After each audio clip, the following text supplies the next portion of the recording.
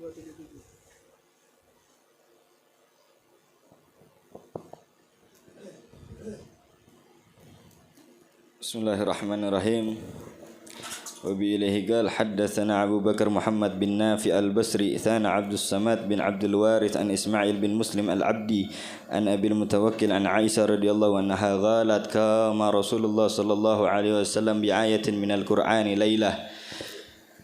حدثنا محمود بن غيلان ثنا سليمان بن حرب ثنا شعبة عن الأعمش عن أبي وائل عن عبد الله بن مسعود قال صليت ليلة مع رسول الله صلى الله عليه وسلم فلم يزل قائما حتى هممت بأمر سوء قيل له وما هممت به قال هممت أن أقعد وأداء النبي صلى الله عليه وسلم حدثنا سفيان بن واكي ثنا جرير عن الأعمش نحوه حدثنا إسحاق بن موسى الأنصاري حدثنا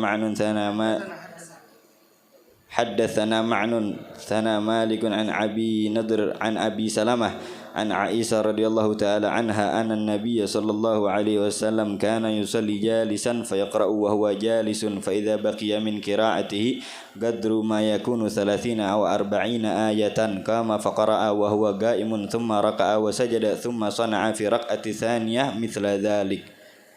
حدثنا أحمد بن مانع ثنا هشام عن خالد الحذاء عن عبد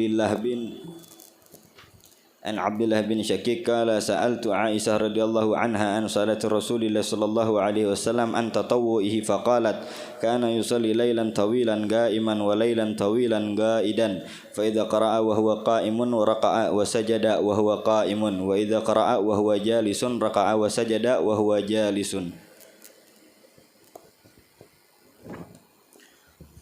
بسم الله الرحمن الرحيم. نوينا أن نأتي بهذه الجلسة المباركة كما نوى آباؤنا وأجدادنا الصالحون على أن الله يدخل نيتنا في نيتهم وأعمالنا في أعمالهم وقراءتنا في قراءتهم وأن الله يفتح علينا فتوح العارفين على هذه النية وكل نية صالحة وإلى حضرة رسول الله صلى الله عليه وآله وسلم بسر الفاتحة. الحمد لله رب العالمين الرحمن إياك نعبد وإياك نستعين الصراط المستقيم صراط الذين أنعمت عليهم غير المغضوب عليهم ولا الضالين. بسم الله الرحمن الرحيم. السلام عليكم ورحمة الله وبركاته.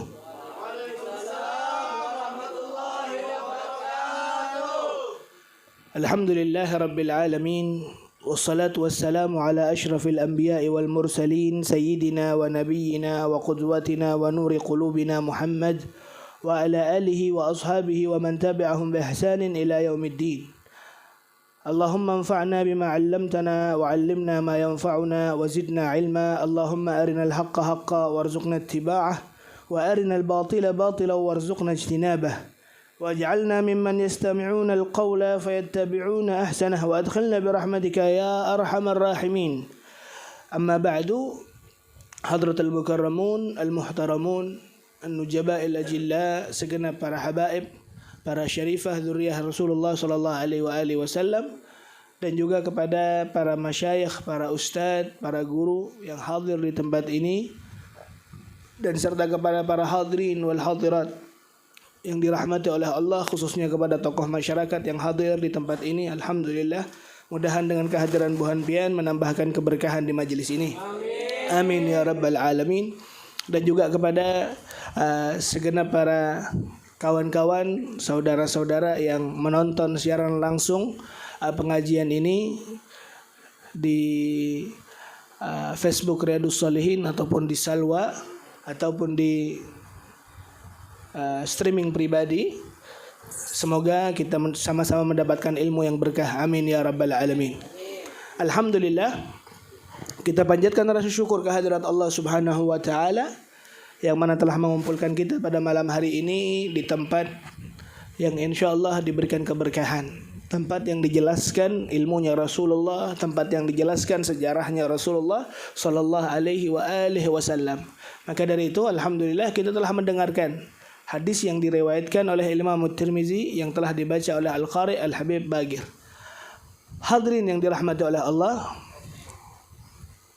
langsung saja kita ke topik pembahasan kita, bahwa pada malam ini kita tetap membahas Di akhir bulan Sya'ban ini masih kita membahas tentang apa? Tentang bab yang menerangkan tentang sifat ibadahnya Rasulullah sallallahu alaihi wasallam khususnya ketika malam hari. Thayyib. Hadis yang diriwayatkan oleh Abu Bakar bin Muhammad bin Nafi' al-Basri yang punya kitab, yaitu hadis yang ke-277. Hadis yang ke-277. Thayyib. Di sini dikatakan bahwasanya hadis ini diriwayatkan oleh Siti Aisyah radhiyallahu taala anha wa ardhaha ummul mukminin. Coba Bang Heri, tolong Bang, biar kada terlalu anak suaranya. Di sini dikatakan qama Rasulullah bi ayatin minal Qur'ani lailatan. Bahwasanya Nabi Muhammad sallallahu alaihi wasallam pada suatu malam beliau menjelaskan Siti Aisyah, karena Siti Aisyah adalah istri beliau. Siti Aisyah radhiyallahu taala anha ummul mukminin, bahwasanya kadang yang berhubungan dengan baginda Muhammad yang tak terlihat dari banyaknya kasat mata orang dari sahabat Nabi akan terlihat kepada siapa? Keluarganya. Bolehlah kita berteman dengan beberapa teman kita. Bolehlah kita memiliki kawan. Cuman secara jelas dan otomatis bahwasanya kawan itu tidak mengetahui secara detail apa yang terjadi kepada kita di rumah kita. Karena apa? Tidak memiliki anggaplah tidak etis kalau seseorang luar, walaupun itu kawan, masuk ke dalam ruangan pribadi kita. Thayyib. Maka dari itu, ketika berhubungan dengan perkara pribadi terhadap baginda Muhammad sallallahu alaihi wasallam, dan banyak di antara para sahabat bertanya kepada siapa? Kalau kada kepada orang yang dekat dengan beliau, orang yang seatap dengan beliau, orang yang hidup bersama beliau di rumahnya. Tak lain dan tak bukan, beliau adalah keluarganya, beliau adalah istrinya.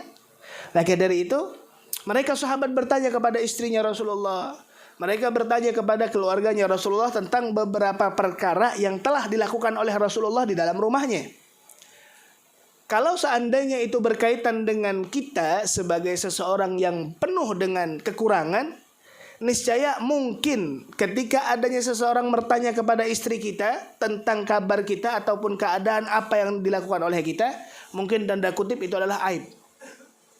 Aib. Hendak apa mencari tahu ulun sampai ke sedetail-detail itu? Karena satu hal, karena kita menutupi kekurangan kita. Karena satu hal, karena kita memiliki aib.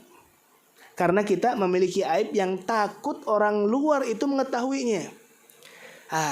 Cuman itu tidak berlaku untuk Rasulullah. Karena apa? Rasulullah sallallahu alaihi wasallam basyarun la kal basyar. Manusia teman, bukan sembarangan manusia. Manusia yang telah dipilih oleh Allah, bahkan yang tidak pernah terbesit dalam hatinya sedikit pun untuk melakukan dosa, apalagi telah melakukan dosa. Allah katakan dalam Al-Quran, Inna fatahna laka fatham mubina liyaghfira laka ma taqaddama min dzambika wa ma ta'akhkhar. Tidaklah ada sebuah noda kotoran dosa yang melekat kepada baginda Muhammad, bahwasanya sesungguhnya Nabi Muhammad ini adalah cahaya. Allahumma salli ala sayyidina Muhammad. Tayyib. Maka dari itu ibu bapak yang dimuliakan oleh Allah, mereka bertanya, dan kadang pun Siti Aisyah menceritakan. Maka dari itu Allah subhanahu wa ta'ala meletakkan dan mentakdirkan Siti Aisyah untuk menjadi pasangan hidup Nabi, walaupun dalam tanda kutip umurnya berbeda jauh. Dan ini yang merupakan sebuah serangan kadang, suuzonnya orang ini kepada Rasulullah, sehingga dikatakan Rasulullah sallallahu alaihi wasallam menikahi seseorang anak. Apa bahasa wahininya ini? Pedofil apa? Pedofil. Hei, Anda katakan kepada siapa? Jangan nisbatkan Rasulullah kepada diri Anda yang kotor. Inilah salah satu sir dari Allah, bahwa Allah yang mentakdirkan, Allah yang menunjukkan, Allah yang menjadikan istri-istri Nabi memiliki misi pribadi, misi tersendiri. Salah satunya Siti Aisyah. Apa yang dikatakan oleh beliau? Beliau menjadi salah satu sahabat Nabi dari kalangan perempuan yang menjadi pakar hukum. Oke, jikalau tidak ada para istri Nabi, kira-kira kita tahu kada apa yang dijelaskan oleh Rasulullah, apa yang dilaksanakan oleh Rasulullah? Jawabannya tidak akan pernah tahu. Maka dari itu Allah pilihlah seseorang yang muda pada saat itu untuk menjadi seseorang yang dimana dia selalu meliputi ataupun selalu melihat apa saja kerjaan Nabi Muhammad SAW, sehingga beliaulah akan menyampaikan kepada umat. Dan alhamdulillah pada hari ini kita tahu apa yang dikerjakan Rasulullah ketika malam harinya. Di sini dikatakan bahwasanya Rasulullah SAW telah melaksanakan sholat, dan pada saat itu sholat yang dilaksanakan beliau hanya membaca satu ayat saja. Cuman satu ayat tersebut dibaca berulang-ulang sampai satu malaman. Nah, ini menjelaskan ingatlah Rasulullah mengatakan apa di suatu hadisnya, kita sholat umpat siapa? Umpat Nabi Muhammad. Sallu kama ra'aitumuni usalli.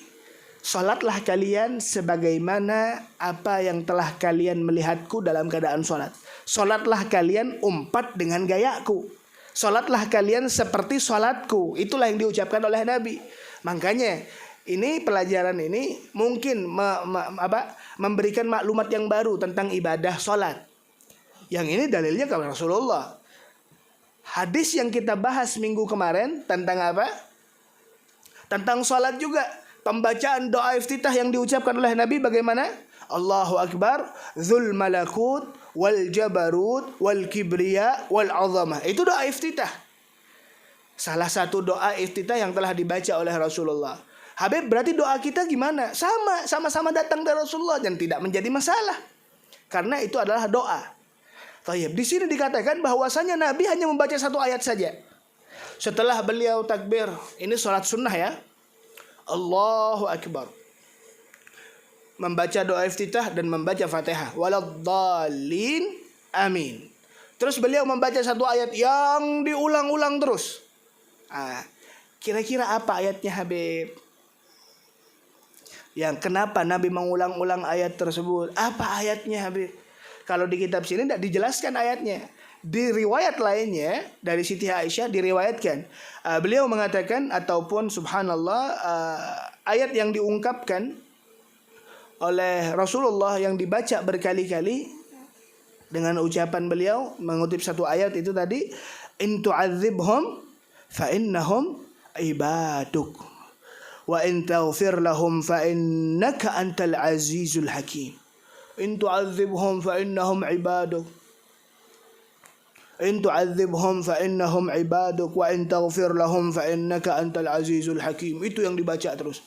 Apa artinya Habib? In tu'adzibhum, ya Allah, jikalau engkau mengadab mereka, fa innahum ibaduk, ya Allah, yang engkau adab itu adalah hamba-Mu. Tayyib. Wa in taghfir lahum, dan jikalau engkau memberikan ampunan kepada mereka, ya Allah, fa innaka antal azizul hakim, sesungguhnya engkau ya Rasul, ya Allah, adalah seorang yang mulia dan maha bijaksana. In tu'adzibhum fa innahum ibaduk, dibaca berulang-ulang. Itu ucapan siapa?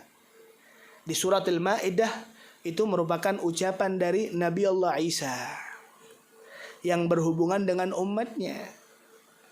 Dan itu pula yang dilakukan oleh Rasulullah, bahkan ketika sholat diulang berkali-kali oleh baginda Muhammad karena satu hal, terikatnya beliau, kasih sayang beliau kepada umatnya. Bahwa beliau sangat mengetahui bahwasanya kita adalah umatnya Rasulullah pernah melakukan dosa, dan mungkin itu merupakan sebuah rutinitas kita. Cuman lihat 1400 tahun lamanya sebelum kita dilahirkan, kita telah didoakan oleh Nabi Muhammad di satu sholat penuh Bahkan Rasulullah meninggalkan bacaan sholat-sholat sebelumnya.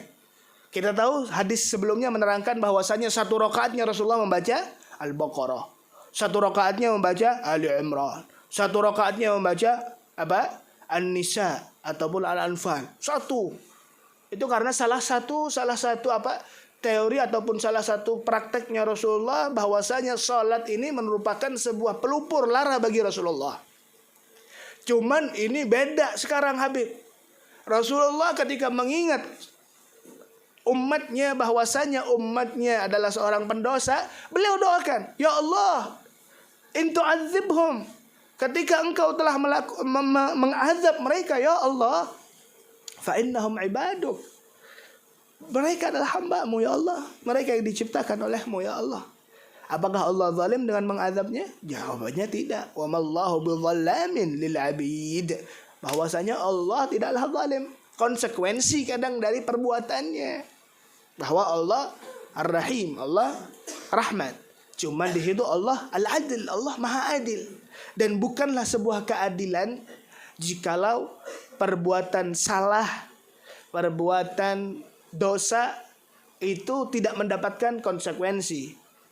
Tapi subhanallah, Allah katakan di hadis lainnya, beliau mengatakan inna rahmati sabaqat azabi, bahwasanya rahmatku ini lebih dahulu daripada azabku. Sehingga coba kita lihat, batasan kita berubah. Batasan kita berubah. Meminta ampun kepada Allah sampai apa Habib? Ilal ghargharah. Bukannya cukup rahmat Allah. Apa ghargharah itu? Nih, sampai nyawa kita ada di tenggorokan. Maksudnya apa? Sampai meninggal. Itulah wujud dari rahmat Allah. Makanya di situ tidak luput dari perjuangan Rasulullah sallallahu alaihi wasallam kepada umatnya. In tu'adzibhum fa innahum ibaduk wa in taghfir lahum fa innaka antal azizul hakim. Ini adalah ucapan siapa? Ucapan Nabi Allah Isa. Oke. Rasulullah membaca ayat ini juga ketika beliau ruku, ketika beliau sujud, ketika beliau i'tidal, ketika beliau julus bainas sajdatain, beliau baca terus. Jadi ketika Allahu Akbar, in tu'adzibhum fa innahum ibaduk, dibaca ketika ruku juga, dibaca ketika i'tidal, dibaca ketika sujud dan seterusnya. Wah Habib, bagaimana dong hukumnya? Sedangkan yang kita tahu bahwa pembacaan di dalam pergerakan itu ada bacaan khusus. Ya enggak? Ketika ruku beliau membaca apa ruku? Subhana rabbiyal azim wa bihamdih.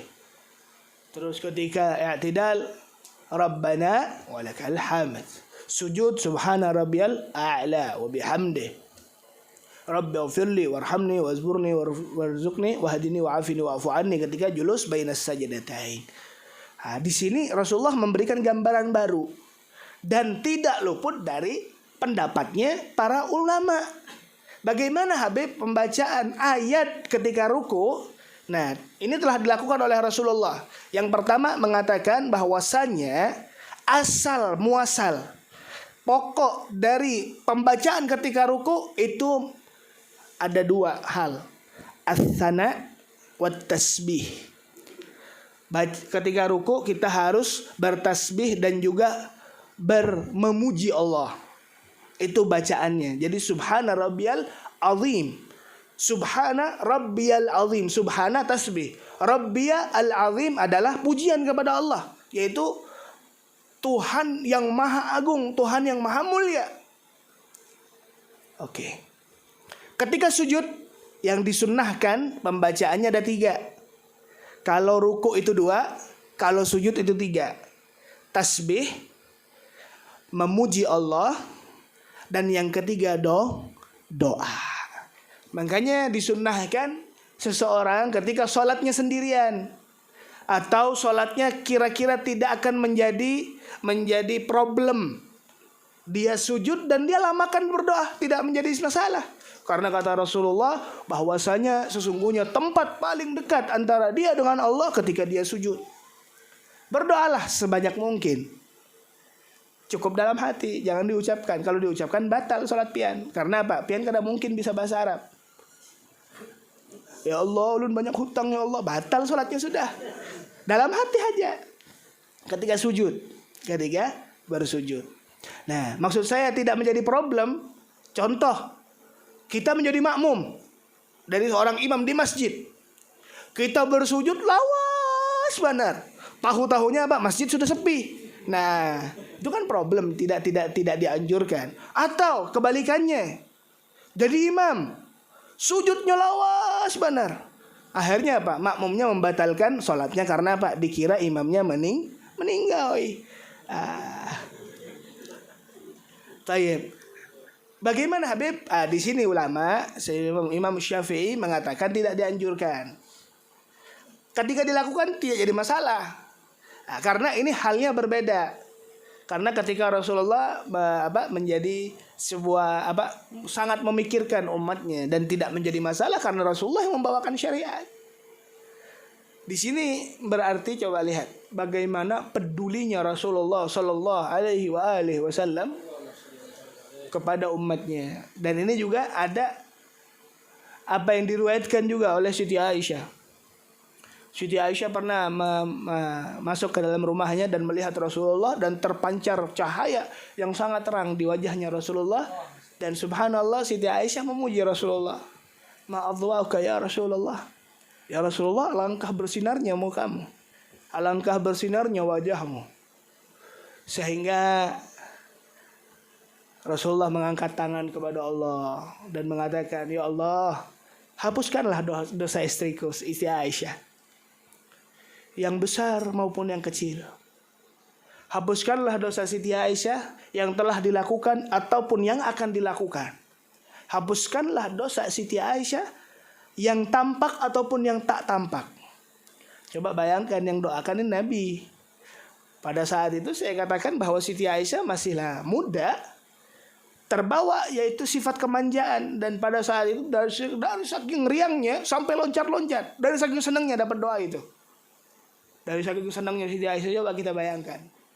Tayyib, setelah itu beliau dari saking girangnya dan beliau katakan kepada istrinya, Siti Aisyah, apakah engkau tahu doa yang aku sampaikan kepadamu itu telah aku bacakan untuk umatku setiap harinya. Ya Allah, cinta kada pian laut Nabi pian.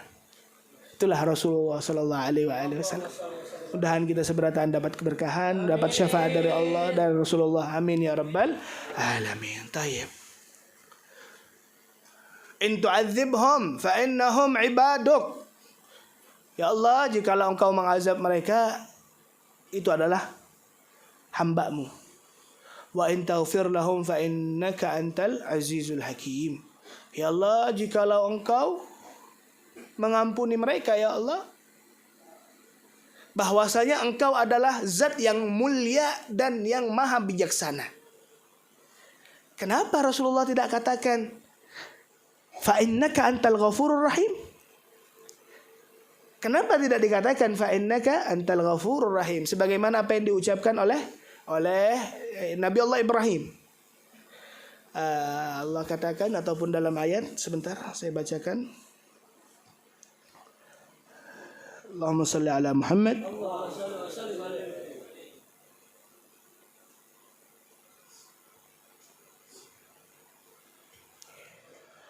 Tayyib. Faman tabi'ani fa innahu minni wa man asani fa innaka ghafurur rahim. Subhanallah. Ini ucapan dari Nabi Ibrahim.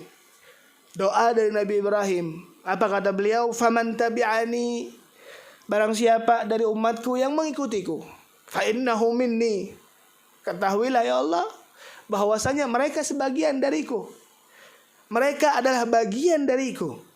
Wa man asani, ya Allah, jikalau mereka bermaksiat, tidak mematuhiku, kabur dariku, membangkang kepadaku, apa doanya Nabi Ibrahim? Fa innaka ghafurur rahim. Sesungguhnya engkau, wahai Allah, adalah maha zat yang maha mengampuni dan maha menyayangi. Indah kada para nabi?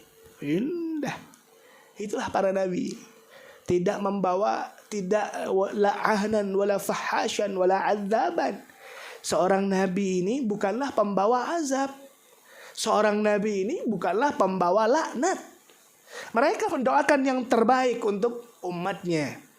Sehingga walaupun orang di antara mereka membangkang dari Nabi, tetap Nabi mencintainya dengan mengatakan, ya Allah ampuni dosanya. Ya Allah berikan pengampunan karena Engkau adalah zat yang maha mengampuni. Tayyib. Cuman kenapa sih Nabi Isa ini mengatakan dirinya ketika mengatakan wa in taghfir lahum fa innaka antal azizul hakim. Ya Allah, jikalau Engkau mengampuni mereka, Engkau adalah zat yang maha adil dan maha mulia, bukan maha mengampuni. Karena di sini perbedaan antara mereka umatnya Nabi Isa, membangkangnya ke Nabi Isa dengan satu ciri yang berbeda di antara seluruh para nabi sampai ke Nabi Muhammad. Apa itu? Bahwasanya mereka meyakini, mereka memuja, sehingga Nabi Isa ini diangkatlah menjadi Tuhan. Nah, disitulah Nabi Isa ditakutkan dengan doanya. Maka dari itu Nabi Isa ini tidaklah mengatakan fa innaka antal ghafurur rahim. Karena tahu dosa yang telah dilakukannya oleh mereka sangatlah besar, dan Nabi Isa takut terbawa. Karena subhanallah, coba kita bayangkan, ini seorang manusia biasa ya, bukan seorang nabi. Kita contoh, kita diagung-agungkan nih. Wah, pian nih wali pian nih, sudah. Ada satu orang lagi, wali pian nih, sekampungan bepander wali. Kira-kira ya Pak Sidin, ada bang kerasaan tuh? Berarti ulun wali lah. Wali lokal. Atau apa? Pian nih baik, pian nih ini, ya Allah, udah pian nih paling masya Allah di dunia sudah. Nah, kadang dengan tipuan, dengan apa? Dengan pujian itu menipu loh. Hati-hati. Makanya kadang dengan pujian itu masuk tipu daya syaitan. Sehingga banyak dari para aulia ataupun para guru ataupun para ulama ketika dipuji, dia berontak. Aku tidak seperti itu. Jikalau engkau tahu aibku, engkau tidak akan mengatakan itu. Ada di antara mereka lagi ketika dikatakan, masya Allah, Sidin nih, ulun dengar Sidin nih, sholatnya 1000 rakaat tiap malam.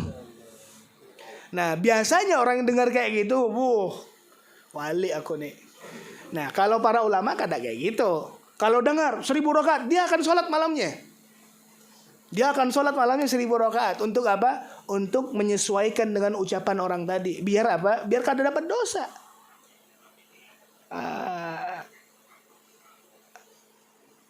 Ada salah satu ulama, dia ini punya usaha di pasar. Di mana? Di pasar. Terjadilah kebakaran di pasar itu. Sehingga semua toko ini hangus, illa punya dia sendiri. Kecuali punya dia sendiri. Ini seorang wali, seorang ulama, seseorang yang dekat dengan Allah. Maka semua orang ini mengatakan, masya Allah Sidin nih, kada tergores sedikit pun dengan api. Amalan apa yang Sidin laksanakan? Sehingga subhanallah, karena tahu sendiri kalau api ini membakar, api ini merugikan. Tidak menjadi masalah ketika dia mengatakan alhamdulillah. Ya toh, karena selamat dari musibah. Cuman ketahuilah dengan ucapannya alhamdulillah, dia beristighfar kepada Allah selama bertahun-tahun. Ada yang mengatakan sampai 20 tahun. Apa alasannya? Dengan ucapan alhamdulillah tidak menjadi masalah karena nikmat. Cuman pada sejatinya ibadallah, dia seakan berbahagia di atas tangisan orang lain. Itu loh, dari saking menjaganya para aulia ini, menjaga hati, sehingga jangan sampai dikatakan dia ini berbahagia pada saat tetangganya bersedih. Allahumma sholli ala Muhammad. Tayyib. Nah, di sini perbedaannya. Maka dari itu, ketika kita membahas tentang Nasara, mereka tidak memiliki nabi. Mereka tidak memiliki nabi bukan karena tidak ada nabi, melainkan mereka menafikan Nabi Isa sampai diangkat menjadi Allah Subhanahu wa taala. Itu yang ditakutkan oleh Nabi Allah Isa. Sehingga dia tidak mengatakan fa innaka antal ghafurur rahim, melainkan ketika engkau mengampuni mereka ya Allah, ketahuilah ampunanmu karena zat dan sifatmu yang maha mulia dan maha adil, maha hakim. Itulah. Tayyib. Lanjut.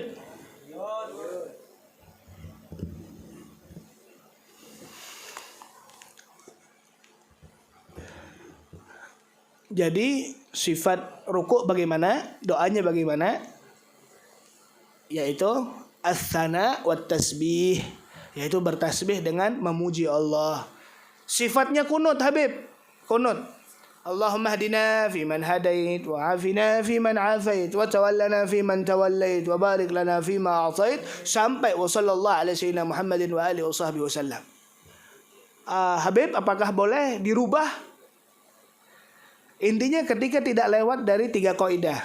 Ada kaidah di dalam berkunut. Apa yang pertama? Doa. Allahumma hdini fi man hadait, Allahumma hdina fi man hadait. Ya Allah, berikan hidayah kepada kami sebagaimana apa yang Kau berikan hidayah kepada yang lainnya. Doa. Terus setelah doa, pujian kepada Allah. Allahumma hdini fi man hadait wa afina fi man afait wa tawallana fi man tawallait wa barik lana fi ma atait wa qina bi rahmatika syarra ma qadait. Nah, ini adalah doa. Wa qina bi rahmatika syarra ma qadait fa innaka taqdi wa la yuqda alaik. Ini pujian kepada Allah. Jadi doa pujian kepada Allah dan ditutup dengan sholawat. Itu adalah kaidah di dalam berkunut. Kenapa saya katakan seperti ini? Jikalau nanti Buhan Pian contoh seakan-akan ada di tempat yang biasa tidak berkunut. Saya tidak katakan bubuhan wow, tidak. Karena mazhab Abu Hanifah, beliau tidak melihat adanya sunnahnya berkunut. Itu perbedaan dengan mazhab kita Syafi'iyah. Asy-Syafi'i mengatakan apa? Dianjurkan dan mengatakan min ab'adus shalah. Apa ab'adus shalah? Yaitu sebagian dari salat. Jikalau ditinggalkan kunut ini, dianjurkan untuk bersujud syahwi. Oke, contoh kita berimam. Anak kada pakai kunut, imamnya kada pakai kunut. Kalau kita baca doa kunut yang panjang, maka jelas kita akan tertinggal imam. Maka bacalah 3. Yang penting 3-nya ada. Yang pertama adalah doa. Allahumma arhamni. Ya Allah, berikan rahmat kepada aku. Ya arhamar rahimin. Pujian kepada Allah. Wahai zat yang merahmati. Wassallallahu ala sayyidina Muhammadin wa alihi wasahbihi wasallam. Selesai kunutnya. Nah, itu juga merupakan satu jalan keluar. Gasan Buhan Pian. Mohon sholat subuhnya di waktu duha. Biar kada terlihat berkunut, baca kunutnya pendek. Allahumma shalli ala Muhammad.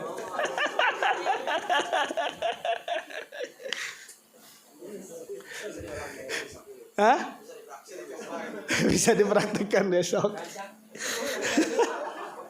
Tayyib.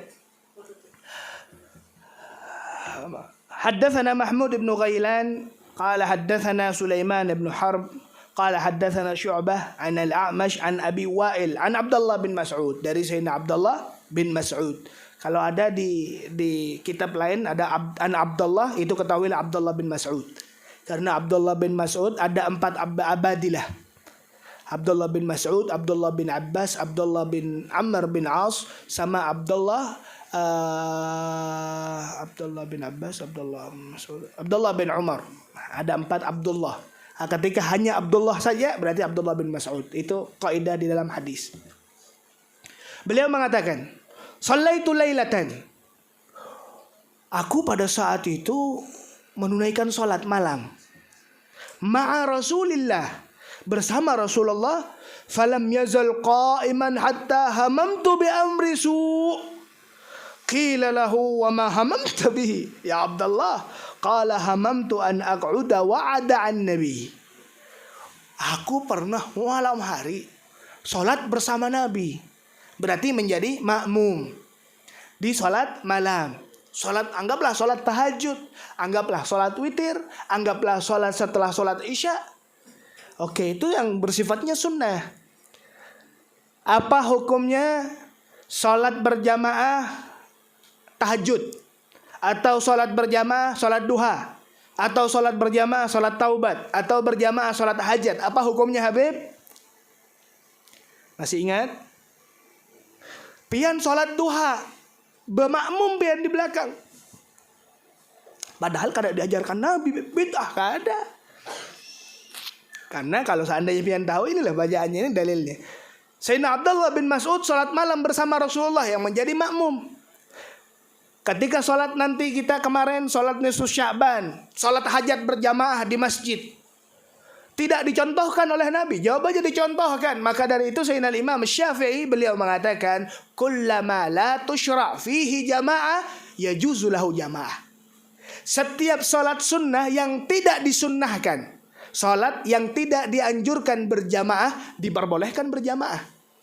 Karena sholat sunnah yang diperbolehkan berjamaah hanya berapa?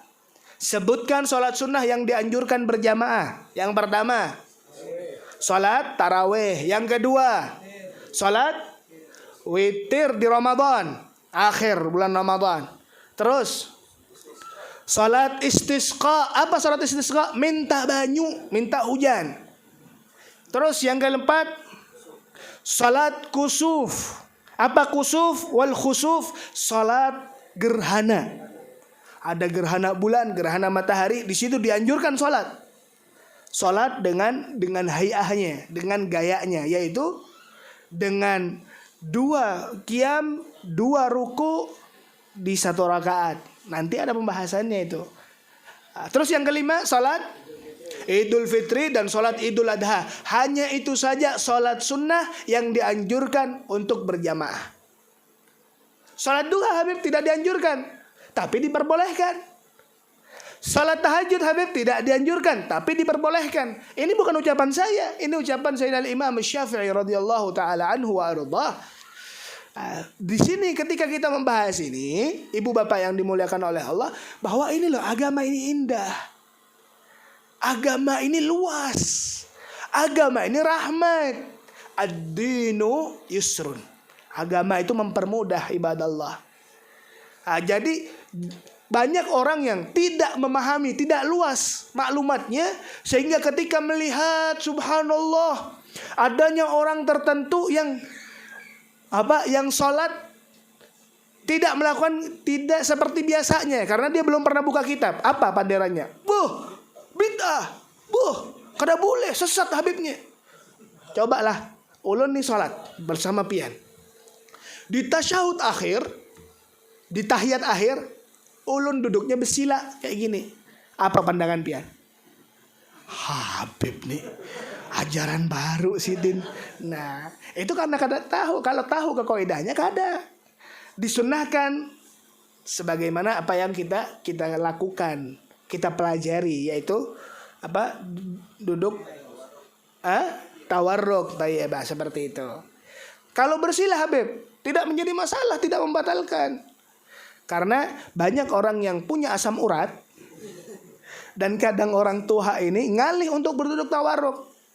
Saya melihat sebagaimana contoh Al-Habib Al-Marhum Al-Am Al-Habib Masyhur, abang dari Habib Umar, ketika beliau tahiyat akhir, beliau bersila. Tidak menjadi masalah. Tapi ini kita sebagai maklumat saja. Kalau seandainya saya lakukan ini di mata pandangan orang awam, saya fitnah.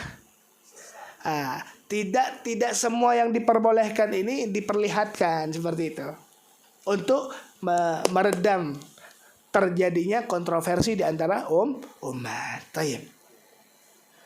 Abdullah bin Mas'ud beliau mengatakan, aku sholat bersama Nabi di satu malam, tapi Nabi Muhammad ini panjang Sidin, berdiri itu lawas benar, pembacaan Quran sampai dalam riwayat Sayyidina Rasulullah pernah menghatamkan Al-Quran ketika Rasulullah berdiri. dihatamkan. Dan banyak para aulia seperti itu, para ulama. Al-Imam An-Nawawi, beliau menceritakan apa yang terjadi di era beliau. Aku sering melihat orang di antara maghrib dan isya menghatamkan satu hataman Quran. Di antara maghrib dan isya saja. Bahkan Imam Nawawi beliau mengatakan ada yang pernah aku lihat di antara maghrib dan isya 3 hataman. Ya Allah. Ya apa Beb caranya Beb? Ada tahu juga ulun. Karena keberkahan waktu yang diberikan kepada Allah kepada mereka. Taib. Ini karena lawas hamamtu bi amri su. Beliau mengatakan tergretek dalam hatiku, jar Sayyidina Abdullah bin Mas'ud, sahabat Nabi. Apa? Perkara yang jelek. Sampai aku tergretek dalam hati ini, ada niat jelek aku. Ujar Sayyidina Abdullah bin Mas'ud.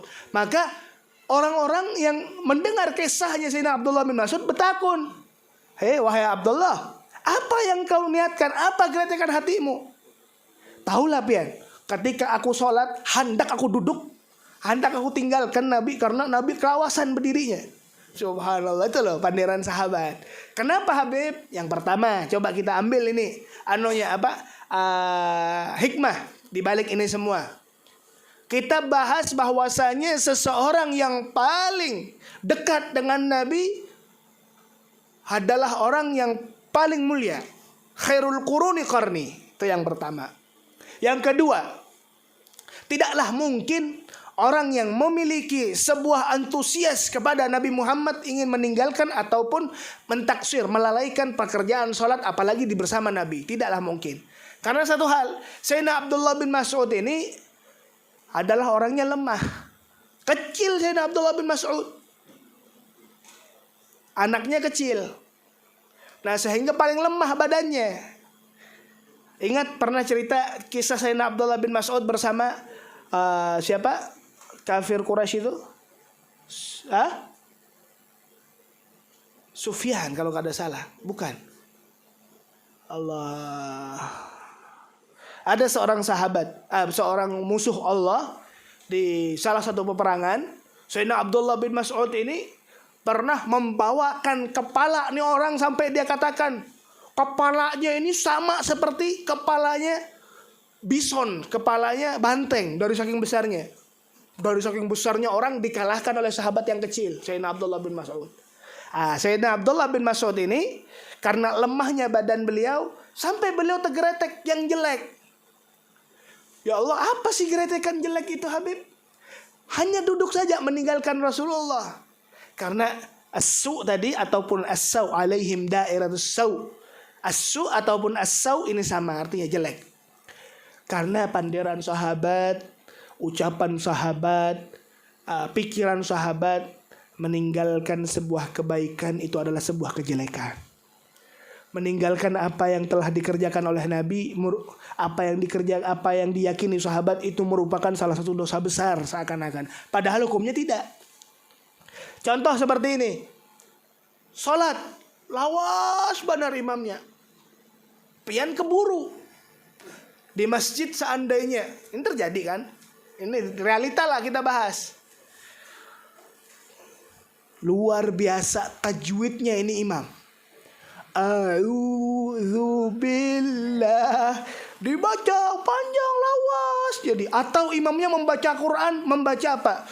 Rakaat pertama membaca Yasin, rakaat kedua membaca Waqiah. Sedangkan pian ini sudah keburu. Ada yang kebelet, ada yang punya hajat, ada yang hendak masuk piket. Kenapa Habib? Batalkan? Gak ada, jangan dibatalkan. Saya kasih solusinya. Apa solusinya? Niat mufarokoh. Apa itu niat mufarokoh? Niat dalam hati untuk memisahkan diri dari imam. Dan sempurnakan sholatmu. Tidak menjadi masalah jikalau Anda memiliki hajat. Dan itu juga bagi para imam-imam. Ketahuilah kalau sholat ini pikir-pikir makmum juga. Maka dari itu Sayyidina Rasulullah pernah mengatakan, "Aturidu an takuna fattanan ya Mu'ad?" Mu'ad ini kisahnya Sayyidina Mu'ad Beliau dipasrahkan oleh Rasulullah untuk menjadi imam. Ini sebuah kebanggaan bagi Sayyidina Mu'adz. Dia sholat dengan membaca syahdunya Al-Quran yang dibaca panjang lebar. Baru pertama kali Sidin, kalau dalam riwayat sholat subuh kalau tidak salah, langsung dikomplain. Komplainnya kepada siapa? Jamaah itu makmum komplainnya kepada Rasulullah. Ya Rasulullah, imamnya lawas benar. Dipanggil lah sama Rasulullah, ya Mu'adz aturidu an takuna fattanan? Ya Mu'adz, apakah engkau pengen jadi fitnah? Nah, kalau sholat itu tata caranya seperti ini. Kalau antum sholat sendiri silahkan. Kalau sholat kamu bersama jamaah, karena tahulah jamaah itu banyak yang memiliki hajat kayak gitu. Allahumma salli ala Muhammad. Tayyib. Jam berapa? Jam 10. Tayyib. Alhamdulillah. Hadirin yang dimuliakan oleh Allah, dalam satu riwayat yang walaupun itu dhaif, dinisbatkan kepada Rasulullah, man fariha bidukhuli Ramadan harrama jasadahu 'alan niran. Barang siapa yang dia ini senang, bergembira dengan akan kedatangan bulan Ramadan, maka ketahuilah dengan kegembiraan tersebut Allah Subhanahu wa ta'ala akan haramkan jasadnya atas api neraka Allah. Itu merupakan sebuah pembuka, pemberi kabar gembira kepada kita. Yang dikatakan oleh Rasulullah, awwaluhu rahmah wa awsatuhu maghfirah wa akhirahu al-'itq minan nar. Yang awal 10 hari pertama adalah rahmat yang diturunkan. 10 hari kedua adalah maghfirah. 10 hari ketiga adalah al-'itq minan nar, dibebaskan dari api neraka Allah. Sehingga jikalau orang mukmin ini mengerti tentang kemuliaan bulan Ramadan, la tamannau, mereka akan memiliki sebuah keinginan dan angan-angan untuk dijadikan setiap harinya bulan Ramadan. Apa yang perlu kita terapkan di dalam bulan Ramadan? Allah katakan, kutiba alaikumus syiyam kama kutiba alal ladzina min qablikum la'allakum tattaqun. Kewajiban bulan puasa, ketika mereka melaksanakannya, dia akan mendapatkan sebuah kemuliaan dengan dijadikan orang tersebut adalah orang yang bertakwa. Bertakwa yang dipandarkan oleh Allah, yang difirmankan oleh Allah, yang menjadi tolak ukur seseorang berpuasa, karena ketahuilah apa yang diucapkan oleh Allah, as-siyamu li, bahwasanya bulan puasa itu untukku.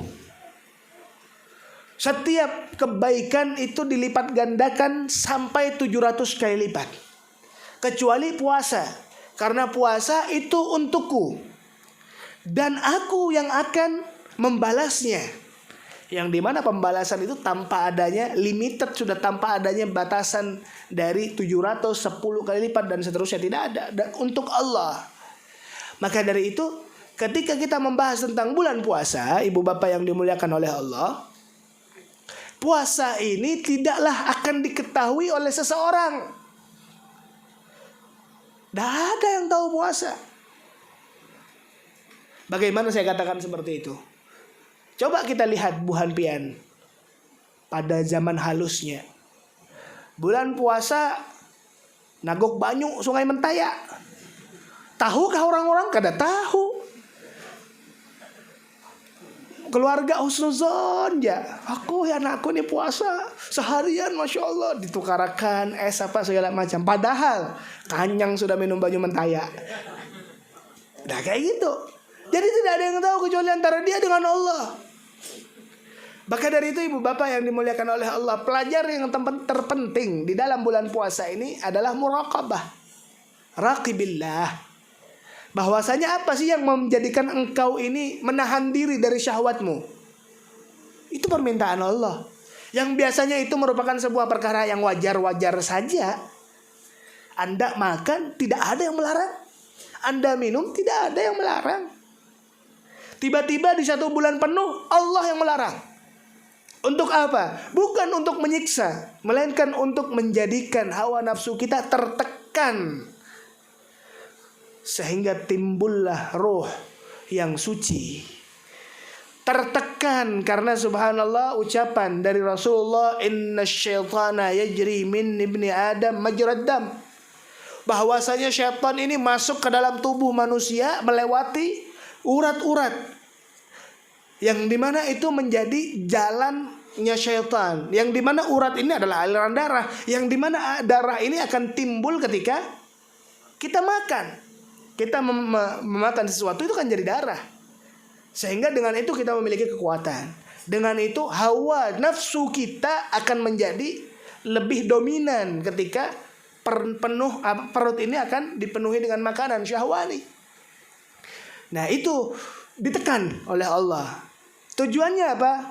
Untuk menjadikan batinmu ini kuat, untuk menjadikan batinmu ini suci, untuk menjadi batinmu ini tidak tercemari dengan syahwat-syahwat yang berhubungan dengan duniawi. Tujuannya kepada siapa? Kepada Allah, ibu bapak. Sehingga ketika kita makan, kita tahan itu semua.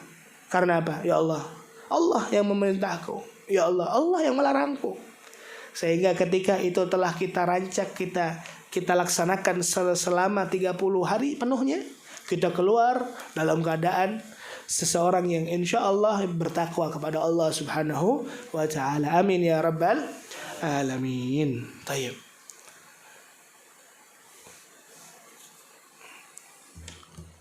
Mungkin ini yang bisa saya sampaikan. Kurang lebihnya saya minta maaf. Allahul muwaffiq ila aqwamit thariq. Assalamualaikum warahmatullahi wabarakatuh. Allahumma salli wa sallim ala sayyidina Muhammadin sahibil bushara salatan bashiruna biha wa ahlana وجميع مشايخنا ومعاذ